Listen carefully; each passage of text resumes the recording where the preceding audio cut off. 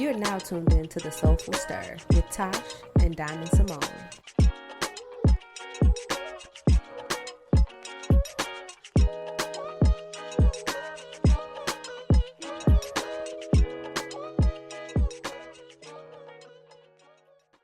Okay, we live. Happy Sunday, y'all. Welcome to another episode of the Soulful Stir. I'm Symoné. And it's Tash. What's up, y'all? I always say that like they gonna respond back. You know what I'm saying? Like, and maybe they crazy like me, because I'd be in the car like, hey, what's up? Right, somebody probably like, what's up? What's up? How y'all doing? But first and foremost, before we kick this episode off, I just want to extend prayers to Jamaica. I am very grateful for the people that reached out to me and asked how my family was doing. As many people know, I am Jamaican. I do have family that's still there that is currently weathering the aftermath of Hurricane Melissa. And this was a Category 5 hurricane. This is the worst hurricane that they've seen thus far. The last hurricane that they saw that was close to this kind of catastrophic disaster was Hurricane Gilbert, and I can't remember if that was in the late 80s or 90s, but it's been some time. So extending prayers to everyone in Jamaica. I've spoken with my family. Everybody is doing okay. They have weathered the storm. And, I'm just praying for the regeneration of everything, because it's going to take a lot to rebuild the infrastructure on the island. And there's a lot that people don't know in terms of, or things that we don't even imagine when we think about natural disasters and how they occur here. But, some of my relatives, they have 10 roofs. Mm-hmm. And so those kind of roofs, they just blow right off when a hurricane of this caliber, comes around. So prayers to everybody that's in Jamaica and recovering from everything. And I'm grateful that everybody's doing okay. Yeah, and it's so crazy too, because it was, 2 days ago we just talked about that? Yeah. Like, literally. It's so interesting too, because a lot of people that I've talked with, my family that I've talked to, but then other people, we've seen them posting online, gearing up for the hurricane before it even came. And my people are just so resilient and so just laissez-faire, it seems, a lot of them. Obviously, we can't speak for everybody, but people were definitely on the internet playing too much. Yeah. And so that's the lighthearted part of it. I'm glad that people were able to find some comedic relief and, posting about it, because everything else has just been so heavy and so anxiety producing. Like, I had to get off the internet for a little bit. But again, I'm glad that, people are recovering well. So I had to get that off my chest before we even start this episode. Sometimes we gotta get praise for my people. Yes. Prayers to everybody in Jamaica. Yeah, it's a lot. It's a lot all at once. I hope that people can also be mindful of ways to support the upcoming initiatives that I'm sure are going to be a part of rebuilding the island. And if I see anything, we're for sure going to share it on the pod, because this is important. 1/3 of their profit for the island comes from tourism. That's a pretty significant amount of profit that they make. So think about all of this and what this encompasses. So there's a way for you to get involved, for you to donate. We will be sharing that information on this pod. And if you follow me, I'll be sharing and doing what I can on my end too, because this is important. It's where the community work kicks in. Because a lot of people love to go on vacation on the island, and ain't gonna be nowhere for you to vacation. Yeah. So this is a time for us to come together for sure. But on a lighter note, what's been going on in your world, Tash? Nothing much. Just working hard as usual. Yeah, same here. I feel like right now, this is the season of turning a new leaf for me. I've had a lot of moving parts in the last week, a lot of good things that happened and a lot of things that were unforeseen, I would say, occurred. That was probably overdue. That was probably overdue. It's crazy. Let's be honest. You know, probably long overdue, but I mean, everything happens in its time. Everything does happen in its time, and I totally trust the timing of my life. And I was thinking on my way over here, like, this is really the season for me to shift my energy. I feel it happening every day, and it's being shown to me in different ways, and the things that I've been able to manifest in seemingly a short period of time. This is the season for me to just kick back and say, God, I trust you. And I think that we go through, I feel like this is a theme of every day, right? Because we don't have no choice but to trust God. But there are seasons, I feel like, that are so specific in terms of transformation, in terms of things happening, and seemingly feeling like some things are falling apart to fall into place, where you just literally gotta lean back and kick your feet up and just say, God, I trust you. And that's really all you can do. So right now, that's where I'm at. And, you know, I am open to the universe continuing to show me how good it can get. Because that's very valid. Yeah, and all the things, like, I've had some great opportunities continue to stream in, and I've already gotten a jump start on the work that is weeks ahead. I've already planned, you know, what I want to do for my birthday, which is, you know, something that's more of a fun side of things, but it still requires some planning and consideration. So yeah, I'm looking forward to the journey. But right now, you know, this past week, I had to work through those anxieties and really level myself. And I'm still, you know, on the cusp of that, coming up out of it. But it is what it is. It is what it is. Well, speaking of time and things happening in their timing, you know, I'm trying to get myself together and get balanced in things, and I am at the point of I think my time with alcohol has come to an end. Oh, we gotta get that music. I mean, not the music, but the sound effects from TV shows, the 90s TV shows. They be like, oh. So I think I'm there. I think it's time, and I've already made the decision. I don't think it's coming to an end. It has come to an end. I've drew the line in the sand, and I'm done. You didn't have a proper cocktail the last time we went out. Nope.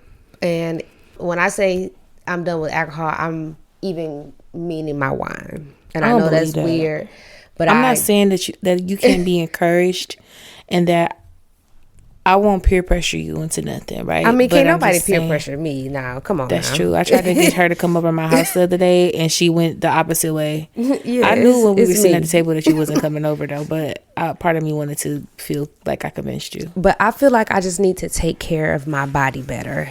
I'll be 38 in 2 months, and and really it ain't, well, yeah, it's more like 2 months, but it's just this thing of, though I am managing my Crohn's, I know I could do a lot better. And I think that is the first step in doing so. Outside of that, I just feel like it kind of is going against the things that I am trying to do for my body, i.e., you know, like I think I'm getting ready to start going back to my trainer and things like that. And it's drinking alcohol, whether it's on a day you work out or not, it really essentially, it stalls the process of what you're trying to do to your body. It slows down how your body breaks down fat. It dehydrates your body. It does a lot of stuff, you know what I'm saying? And when you're talking about muscle recovery and the way I lift weights and train, like, you know, at a high volume, high intensity, I cannot afford to be dehydrated. Like, I'm just, you know, I'm just at a point where I just don't feel it's there. Like, I'm not going to say like I'm absolutely never, ever, ever drinking again. I may socially, New Year's Eve have a champagne or something to that effect, but just going out to dinner, ordering a glass of wine, ordering a cocktail, it ain't gonna be me at this point. And I think I'm good at this point because I've successfully at this point also have given up coffee. I have like a few K-cups left at the house, but it's decaf. But as far as caffeine, and when I tell you the caffeine withdrawals that I experienced for the 2 weeks were insane. And I just feel like if that made my body feel that way, it's like, what am I putting in my body that don't make it feel normal? It's just, I'm kind of just revisiting all of this stuff in my mind. And I just feel like it's time for me to slow it down. And then I'm also trying to get better about my finances too. Going out, wine tasting very, very fast all the time. You know what I'm saying? My bill could go from $20 to $80 just because I had 2 very tasty cocktails and I just really ain't there no more. I'm trying to really focus and get myself together. I'm trying to be more consistent. I'm trying to have more structure in my life. I do love the fact that I always joke and say I live a life of leisure because I do. I'm free to, like Maya said, baby, I'm free, single, sexy, and sweet, honey. I do what I want to do when I want to do it, how I want to do it. But I want to have structure in that. And I think I was most structured in my life when I was in law school, and that was because I didn't have a choice. I was in a grind, but because I was in that grind, I was vegan at the time. I did drink wine. I drank a lot of wine in law school. I ain't gonna lie to you, but I just felt different, and now since I'm kind of reevaluating and reintroducing different foods into my diet, my lifestyle, and then taking others out, I think the quickest thing for me to get rid of is going to be the alcohol. And then I can start dialing back a little bit more on my diet. Well, I don't like to use the word diet, but lifestyle and dietary choices. I'll say that. So yeah, I'm just trying to get everything on one accord. And I don't think, and when I say I'm giving up drinking, I don't want people to be like, oh, damn, you just be drunk every day. Nah, I pretty much say no. I might drink, you know what I'm saying, every once in a while, just socially, a glass of wine with dinner if I go out, or, maybe me and my girls have a few cocktails here and there. But I just feel like I want to see what my body feels like on long term without consuming alcohol, and I don't mean I just do it on the weekends, I just do it occasionally.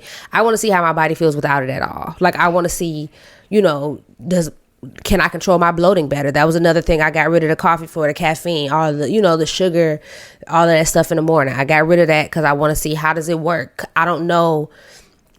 And a lot of this is medical because I'm trying to work with my GI doctor on my Crohn's and things like that. And it's I don't know what's causing my body to react in the ways that it reacts, which is what prompted me to go get all those allergy tests months ago. So I'm just kind of at the point where I'm just doing a hard reset. I just made an appointment with an allergist today to get on the good foot, essentially. Yeah. So it's interesting that you bring this up. And I know we talk quite a bit about health and wellness and just wanting to do better and being mindful of what we're doing. So congratulations. I would not be joining you on that quest because for me, I don't drink as it is like that. I have no idea how people do that every day because it is absolutely I don't know. If I want to have a cocktail, I would definitely have a cocktail, but I am not that person that overdoes it. I just can't. And it's really the recovery. You by example, what the alcohol is doing to you, even down to the dehydration. Dehydration is number one. Yeah. I immediately feel it after the fact. So I just rather not. But a glass of wine, I'll tear me a glass of wine down. I won't even lie.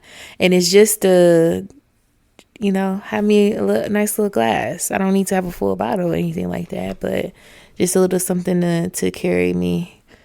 Yeah. Float me through the end of the day type deal. Well, and I think so. I used to do that, or at least I started that before, and it used to work years ago before I became a wine snob. And then it became a problem because living by myself, I'm not about to open a bottle of wine and drink one glass of it. And then what am I supposed to do with it? Cork it.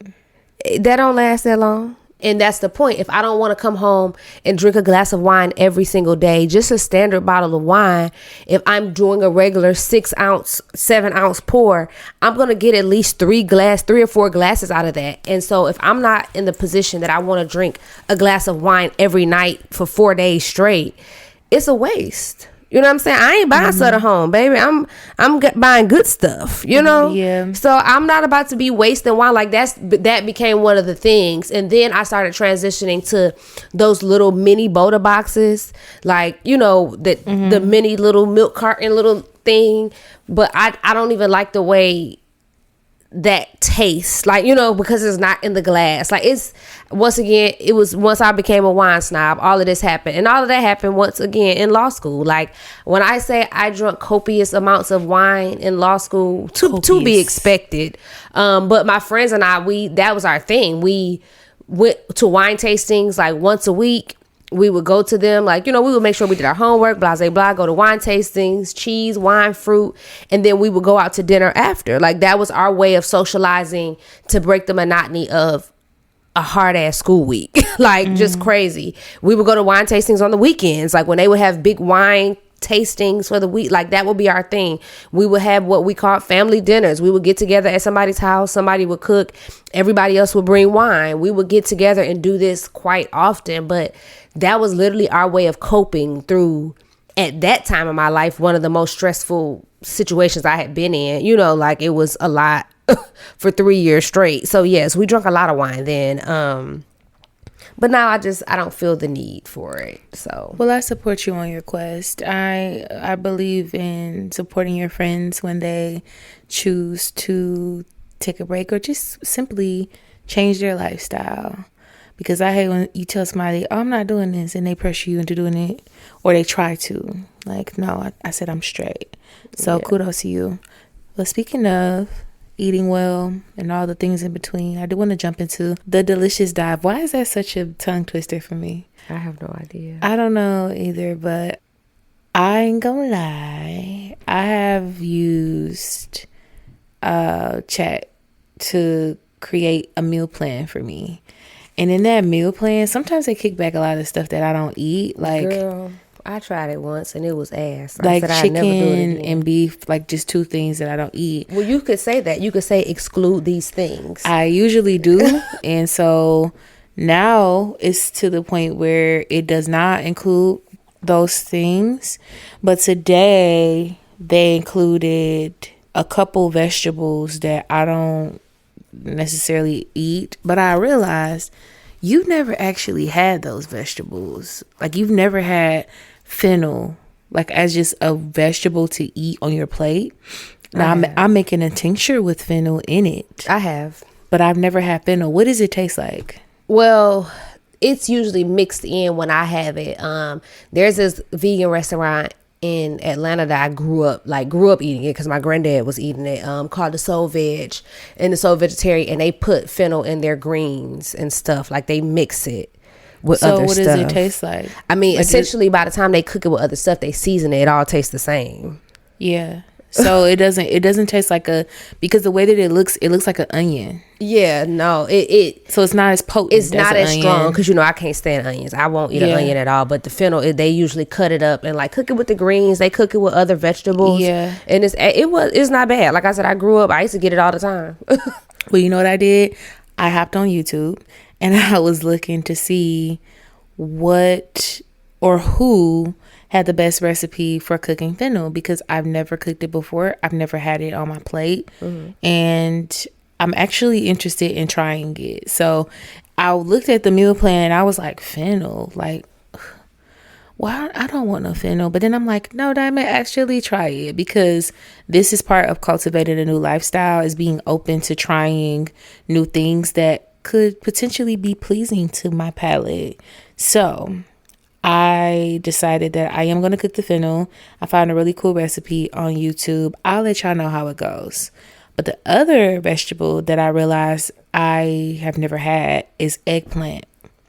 And I feel like eggplant is pretty popular in other countries. It's becoming here, it's just gross. Yeah, I was gonna say it's becoming more popular here, or maybe it's always been. What does it taste like? I don't eat it. I just said it's gross. Well, you could tell me what it tastes like. I don't know, because the last time I had it, I was a kid. Like, my great grandmother grew up. That's what I'm saying. A lot of people eat it, but like the way I've had it is my great grandmother grew up in Mississippi, so she eats all kind of vegetables, rutabagas, whatever they got, she eating it. Yeah, whatever. They used to make it my mom used to make it. Well, like when I was a kid, but I don't like it, so I don't eat stuff I don't like. You can't. I'm not changing my mind, so I've never had it again. Even once I got older, like especially once I went vegan, people kept saying, "Oh, you don't eat the eggplant this and the eggplant that." No, absolutely not, and I never will. I'll eat French fries. Okay. Yeah. I mean, I feel you. Some things that I just absolutely don't like, and for a long time, eggplant has been on that list. But then it just dawned on me that I think that I don't like the way that it looks.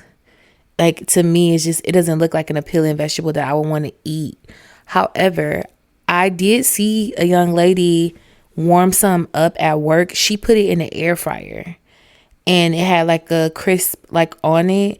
And she asked me if I wanted some. Of course, I declined because no. And also, a vegetable like that, or any kind of like food where this is a new experience for me, like tasting with my adult palate, I need to cook it myself, because I know how I like my food. And I know how I like my food seasoned.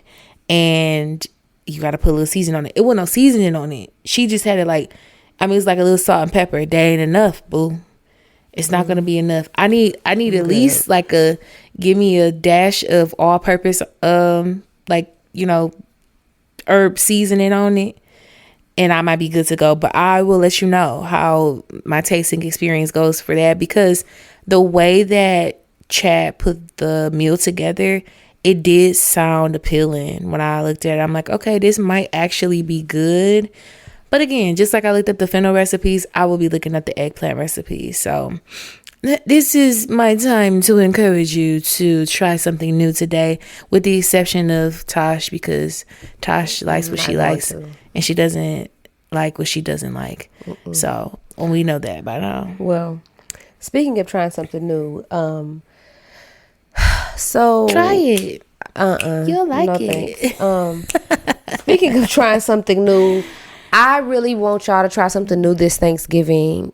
Listen, we already know y'all not about to get no food stamps, okay? Which is wild as hell. It's wild as hell, okay? You probably gonna be forced to try something new. Don't be too proud. Don't be too ashamed to go to these food banks and get you something so you can feed them children. But let me tell you something. At no point is there a rule in anybody's constitution, your personal one, the one you made up, the one that the white folks signed. None of them say that you have to have turkey and 8 different sides on Thanksgiving.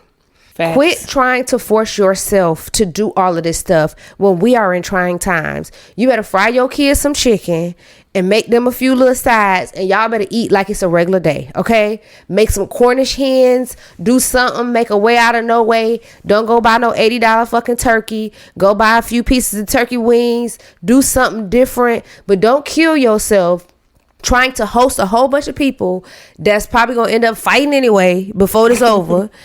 That's Tash family experience, not no, mine. that ain't my family, because we know we don't get along, so we don't even get together, okay? We don't even invite the my people. My family don't be thumping like that. We don't even invite the people over because we know it's gonna go bad. Don't get me wrong, you might get a good showdown every once in a while. See, we don't even family, come, but we don't be because fighting of that. like that. But no, I just really want people to not feel stress. Don't let social media or other people make you feel like you're less of a parent because you didn't get your benefits and you can't get no big funky ass turkey. You know what I'm saying? Your kids probably don't even want that anyway. I guarantee if you ask your kids, they probably want tacos. You know what I'm saying? They want spaghetti or lasagna or something else. Make it fun. Do something else. And the reason why I say that is because people always make a big deal out of Thanksgiving, and I don't really care about it. I tell people all the time, that's probably my least favorite holiday, because it's just surrounded around food. And it's like, why do y'all people only want to get together to eat? That's just wild to me. And I can talk about that. Yeah, I can go on a whole diatribe about that. Get on my soapbox and talk about that. But it's the fact of I'll tell you why I do it. I'll tell you why I don't feel like I celebrate traditional holidays in the same way that people do. I quite literally only like the fellowship of family. That's it. Like, but in terms of, I don't like the idea of going around. Like, sometimes you have people, they go around and say what they thankful for.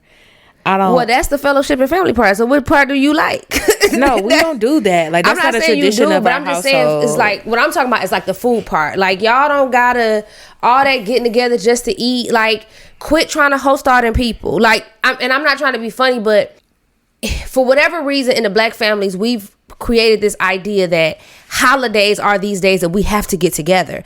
And that's not true. We have 350 something other days of the year that we can get together. It doesn't have to be on a random fucking Thursday that the United States government said we got to get together. How many other days we got? Huh? How many days in the calendar you said we got? I said it's 350 something other days that are not holidays. Oh. That's what I meant by that. You gotta listen. I that's what I meant. Like the days that are not holidays, because niggas get together, Easter, Thanksgiving, all you can get together on a random Tuesday. Heard 350, and I said 350 something. No, I said 350 something days that are not holidays, like meaning other days that don't have an official title on the calendar for. Like, I'm just saying, it doesn't have to be Christmas for everybody to get together. You can get together on a Monday night and have dinner. So what I'm saying is, I don't want people to stress themselves out over a holiday that has nothing to do with us. And it's just about food. And we used to do that. Like, a lot of, in the traditional black family, a lot of people did sit down and have dinner together at the table as a family. Well, we do that in my family, but we don't. It was not as much of a highlight to have Thanksgiving. Like, we got to get together. It wasn't so much pressure, I feel, because people did that, but we gotten so far away from that. Well, my family only got away from that within like the last few years, like since my grandfather passed away. But we all got together, sat together, ate. But what I was saying is, we don't do Thanksgiving, like, because I look at it like, if you cook, I could go to my auntie house right now and be like, girl, I want some turkey wings, some yams, some greens. We don't just cook that on Thanksgiving. So we would do seafood for Thanksgiving. We would do Mexican for Thanksgiving. We would do Italian. We would do different stuff. Or for Christmas, for Christmas, my family tradition is prime rib for Christmas. And we do sides and all that other stuff. But for Thanksgiving, we would do other stuff. So what I'm saying is, if y'all ain't getting no food stamps, you know how cheap it is to make spaghetti? Make some different traditions. Do some different stuff. Like, I definitely feel like we should be creating different traditions in general, and that's a really big part of it. This is a great point to make. The other side of this is that I kind of feel like, and I don't know everything, it feels like, is this a ploy to like get people to spend cash on groceries and like exhaust their finances to try to feed their family for this one day? That's why I'm telling y'all not to do it. Yeah, and so it's like it feels like that. And then the other side of it is, we know how valuable the black dollar is. Just don't spend. I'm not saying don't have anything, just like you said, Tash, like, try a different tradition, try a different route. Do not go and exhaust your finances to try to keep up with the Joneses, or feel like you got to keep up a tradition that wasn't meant for you in the first damn place. Because somebody else made it up. Like, no, who said somebody else did make it up? Just as with plenty of other things. Y'all gonna notice I get real militant around the holidays because I just don't give a damn. Like, my family hate that I hate Christmas decorations. You'll never come in my house and ever see me decorate for none of these white men made up holidays. Let me not even make it racial. I don't even decorate for Juneteenth. Okay, I celebrate it, but I don't decorate for it. I am not going to subscribe to the consumerism around holidays. I just refuse. And I've always been like that. When I bought my first house at like 24, everybody's like, you gonna get a Christmas tree? No, I'm not getting any of that. I'm gonna wrap these gifts up. I'm gonna sit them in the corner nice and neat, and I'm gonna deliver them to people's houses when the time comes. Okay, I'm not about to do all of that. Like, it's crazy. Like, and then I think a lot of that is, when I first got out of college, before I went to grad school, I worked in banking. So I saw people overdrafting, people going crazy, credit card interest going up, all kinds of stuff during the holiday season, just because they know people about to go crazy. Like, I'm not Yeah. about to be spending $50 on Christmas lights just to put them in the inside of my window in the house. Like, I can't even see it. I'm in the house. How am I enjoying it?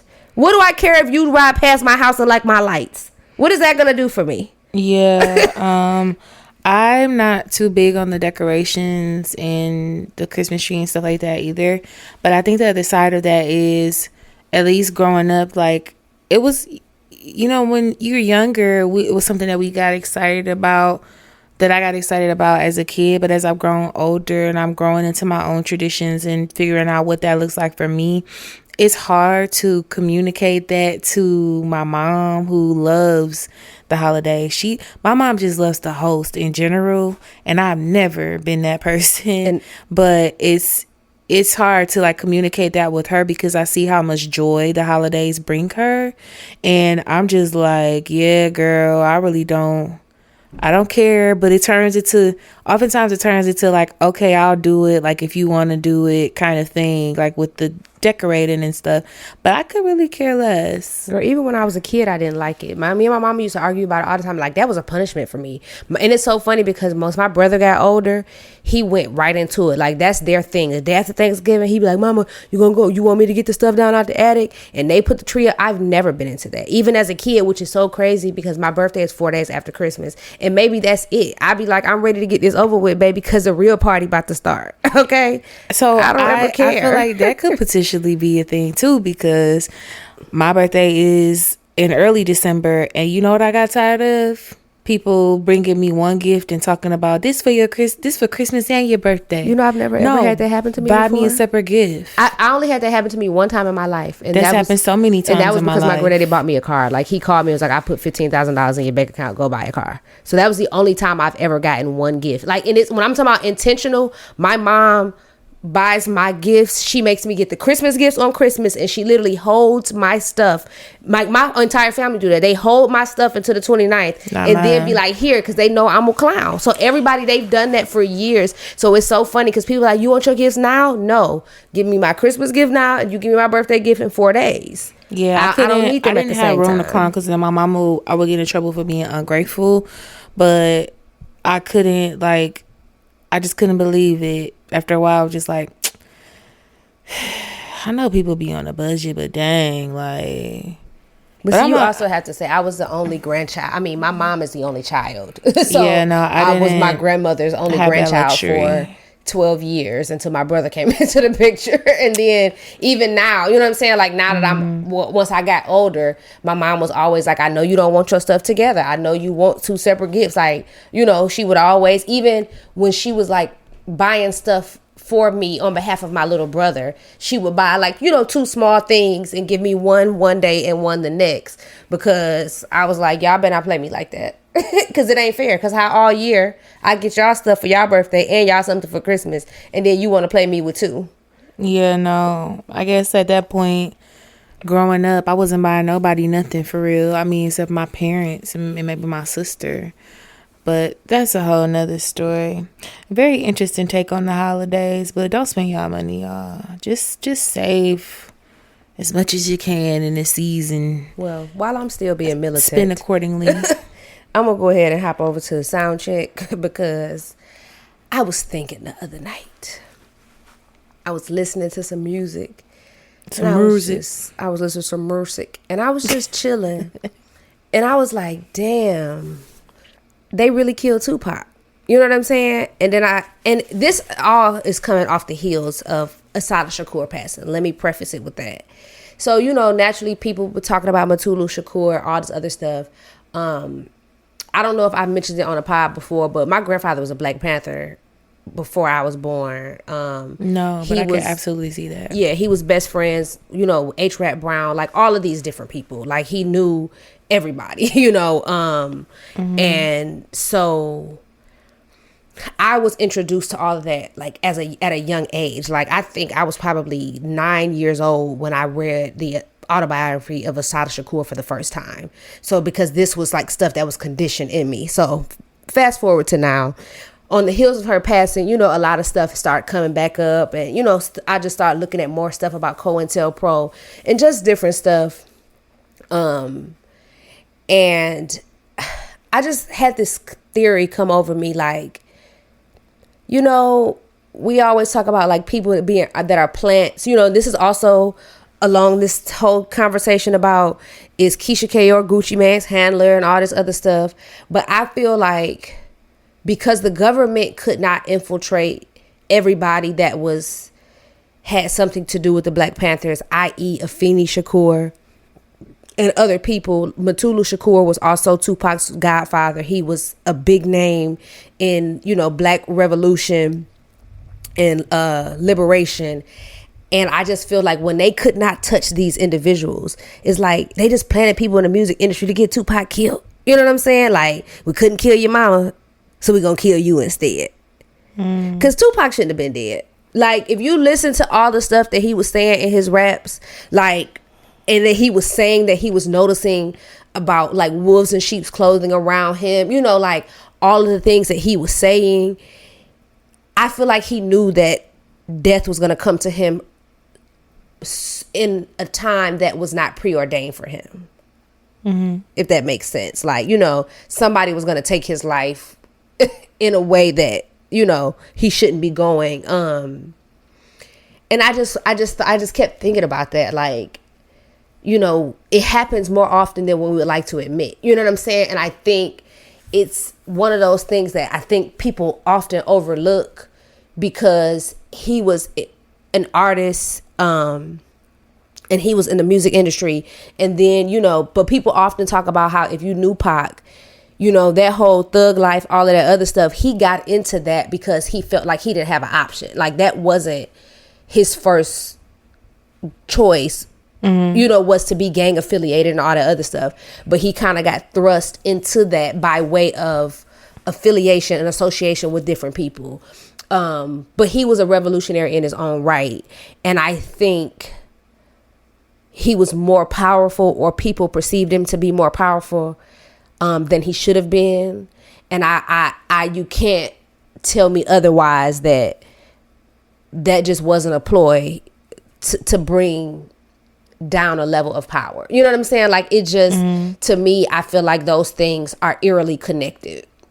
You can't tell me they're not. Like, it's just crazy. You can't tell me that they're not related. that man ain't dead because of his association with revolution and liberation and Black love. And it's so much stuff that he exposed. Like, a lot of people don't even know that Brenda's Got a Baby was actually a real thing that happened. He read a news article and wrote a rap about it. Yep. That is very true. And I was just looking at a interview with the baby. The boy, yes. Yeah, yes. Well, he's a grown man now, but yes. the man from that story, and the fact that he put two and two together to realize that he was the baby from Tupac's song. Yes. That was pretty, I mean, at the end of the day, it's a really sad story, obviously, but how dope is that to be able to reflect and see that someone as famous as Tupac Shakur, so well respected in the Black community and many communities, but especially the Black community, made a song about your life, essentially, or the prelude to your life. But when you think about the chronological order and the timing of his discography, like how the music goes, that was on Tupacalypse Now. Like, that was very early on in his career. He was so militant and so in your face about just so much stuff about race relations, and so much early on in his career. I believe it made him a target. You know what I'm saying? Which is why he ended up transitioning into thug life. You know, think about it. He wasn't a blood back then. You know what I'm saying? He was just Tupac. You know what I'm saying? He was Tupac dancing around in Digital Underground videos. You know what I'm saying? I get around. I think once people, meaning i.e. the government, I know y'all listening, but whatever, the government, when they started realizing who this man was and who he was related to, and the power that his voice held, and how he was reaching the masses, i.e. Black people, young Black people, and giving Black people hope and things of that nature, that was an automatic absolutely not. Absolutely. Because we talk about it all the time. Or, I like to tell y'all, I'm gonna give you a little sermon in the middle of my speeches, but the devil can bless you too. You know what I'm saying? Like, people that don't have good intentions for you can give you things that you desire in order to manipulate you. And I believe that's what the music industry did to him, because of who he was and the power that he had. Yeah, it's I feel like when people talk about Tupac in general, it's such a sad story, but there's a lot of power in his story too. And there's so many layers to it that's not just on the surface. If you're a critical thinker, and if you're somebody that thinks about the trajectory of everything, of these different industries, and about image, and how some people, even now, I feel like now more celebrities are more open to talking about the industries that they're in and the way the shit goes and all the things in between. Well, we can't say all of the things, but a lot of the bullshit that comes with the territory. So I think it's really interesting, but that was a correlation that I was able to make a long time ago. But I also find it interesting that a lot of people have yet to make the correlation that you're talking about, and to really look at his discography and the timing of the music, also fully assess the transition of his image in the music industry, how it went from him being this one way to being militant, to being, in the thug life, with that persona. It's real interesting when you break it down from that perspective. Yeah. And then, he has this very powerful backing and history and ancestry, if you will, legacy of where he comes from, how he was raised, and the fact that he was so educated. And we saw that beyond the music. We saw that and we heard that in the way that he spoke, in the way that he interviewed, in the things that he talked about, and the information that he was putting out there, regardless of how the world or the masses may have saw him. Like, were you listening to him? Yeah. Listening to what he's saying. And it's still, that's the beautiful part about art, is that it never goes away. And so you can still go back and learn from the things that he created and left here, aside from, all of the shit that he was experiencing in the midst of making that art. You can go back and listen to it, and you can learn something from it.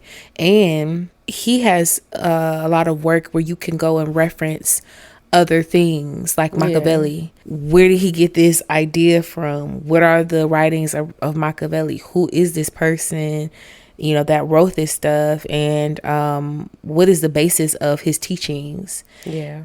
There's a lot of books that he also referenced to, which I think is really interesting. In some of his interviews, he speaks about some of his readings. So rest in peace to Tupac Shakur.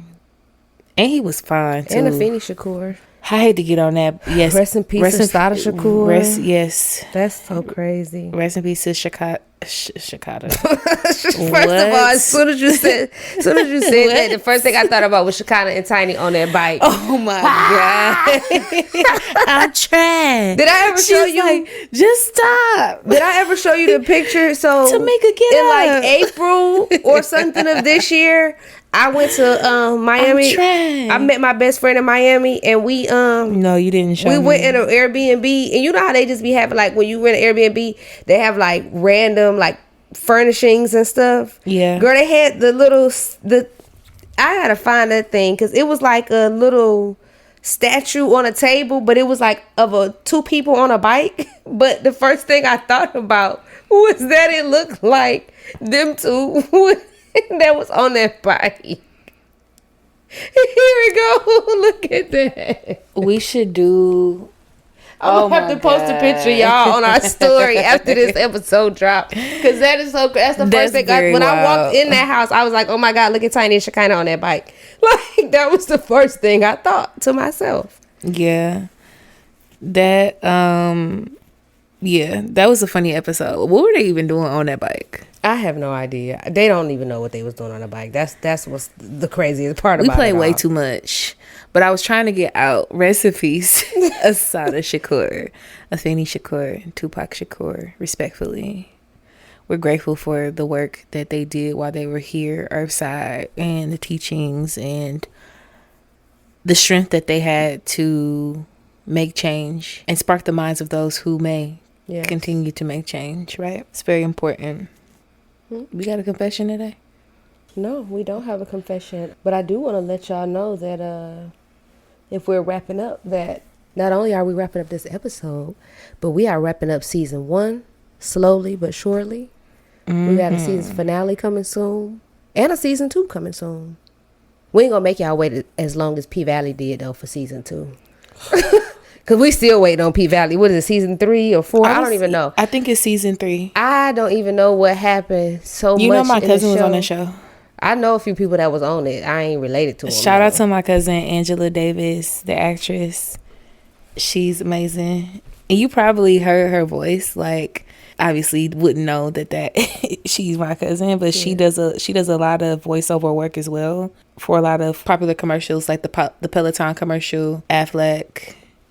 It's pretty cool. Like when I hear her voice, I'm like, oh, that's Angie. Oh, but yeah, she's super cool. She plays the mayor's assistant, I think. Listen, I can't even tell you I know who that is or what they do because I haven't seen P Valley in so long. The people on P Valley ain't seen P Valley in so long. Okay, but what's the hold up? Wasn't it like I feel like something was going on with production. Nothing. Where they had to hold up a buffer in the plan. Yeah, I feel like that's so harmful, like when there's such a long wait, because it rids the people of the anticipation and then of the show. Like, you forget the plot and like everybody's storyline and like what was I waiting on to see for season 3. Yeah, like for example, and I'm not trying to be funny, but why it's a lot of shows do it, don't get me wrong, but I see it more often in black shows for whatever reason, because for example, that shows the secret lives of Mormon wives or whatever. I watched the very first season on Hulu. It took a little minute for the second season to come back, but the second season just came back like literally I think in January or February of this year. And all of a sudden I just seen an advertisement the other day talking about November 13th or November someday that the third season is coming out. I'm like, y'all dropping 2 seasons in 1 year? 1 calendar year? Yeah. They don't even do that on primetime television no more. Yeah, that's pretty wild. I understand it's Hulu, they got their own separate production and all that other stuff, but these shows will come out very quick. You know what I'm saying? Like you'll look up one day and then another season is out that quick. Black shows, you'll be looking like, when is it coming? Because I'm still waiting on the last season of Power, like Power Force or whatever, the one with Tommy. They're still supposed to be coming out with the final season for it, and it's been over a year since season 2. Tommy on Reasonable Doubt. Yeah, I've been catching up with that. Part of the hold up. I don't know. I mean, obviously they recorded this way, in advance. But the last time Power came on, that's so long ago. If they recorded that season already, they would have had that recorded before he even did Reasonable Doubt. That's how long it's been. Yeah, it diminishes the anticipation of the season and people trying to continue the storyline. Now I gotta go back and rewatch, and a lot of times people don't even want to do that. I know I don't. No, I don't want to have to go back and rewatch a season of something I've already seen to figure out and piece together what's to come and what's to be expected of the new season. Just put it out in a timely fashion. But I do also understand that there are several stipulations that could be holding up the process that we are probably not privy to as the people. Yeah. Production schedules, budgeting is always a big thing of it. Politics in the entertainment industry could be another thing. Who knows? But hell, shout out to them anyway, because it's a great show. P Valley was a pretty good show. So I hope that they can bring it back soon. But golly, I'll be here I'll be here waiting on my couch with a bucket of popcorn. You like popcorn? I know it's so random to ask. Not really. I mean, like, if it's there, I'll eat it. But I don't, if I go to the show, I'm not going to order it. Like, if somebody else get it, I might eat a few kernels. But if I go to the show, I'm not getting it. Popcorn has been so good to me lately. Like, it's been so tasty. I don't like the smell of it. The smell of it makes my stomach turn. Oh, man. I love the smell of popcorn. If I get a hold of some, like, and I get the little seasoning to go on top of it, like, it's probably not the healthiest snack, but it's pretty decent, especially if I'm watching a good movie, a TV show. I want to be a popcorn. Think about that. I am going to keep just letting y'all know that I will be with the Macomb Alumni Chapter Deltas on the 7th of November. And come and see me. Buy a ticket. It's a fundraising event, and I will be there as a live artist painting November 7th from 7 p.m. to 10 p.m. at Club 54 in Sterling Heights. You can buy your tickets at macombdeltas.org, or if you find them on Instagram, I think they have direct links to their tickets there, and I think their Instagram is Macomb DST. Aside from that, I don't have any other great things to share for the Sanctuary Scoop. Always follow us at the Soulful Stir on everything, every platform. Leave us a review and tag a friend. And engage. Please engage. Share our posts. I've been trying to get better. Tash been posting a lot. I've been posting a lot in the last week. Y'all never see me. I've been posting a lot. I don't know what I look like. People, and please don't hesitate to share it on your story. Posting was the first thing. I'm gonna try to be out of my road. But I'm one of those people that I just, unfortunately, on air, off air, and just in my regular life, I just say whatever comes to mind. So if I'm in the bed and I just have a profound thought and I feel like I need to share it, y'all gonna get it. You know what I'm saying? Bonnet, robe, whatever. Okay, so just be happy that you're getting the authentic me. That's all I can say. But please reshare it. I've been trying to focus less on putting it on our story versus actually making it real so you all can share it. So I am trying to work with y'all on that. So do your part and share it. Yeah, share it. Tag your friends. Tag your homegirls. Shout out to my homegirl Ryan, because I was on Facebook and I saw her posting and she was listening to the Soulful Stir podcast. So shout out to you, Ryan. We need more people to spread the word about the pod. Share our post. If you see me posting something on any platform, please repost it.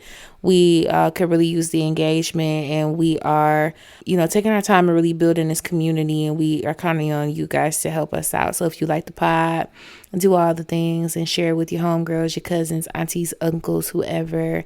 And help us keep this thing flowing. We are happy to be wrapping up season 3 shortly, as Tash mentioned. Season 3. I'm thinking of like TV. The next couple episodes. Oh yeah. Yeah, to get us to whatever, y'all. It made sense to me, and it makes sense to Tash what I just said, kinda. So wrapping up season 1 shortly, and we're looking forward to season 2 and all the things that's to come with that. So thanks again for tuning in to another episode of the Soulful Stir. Bye.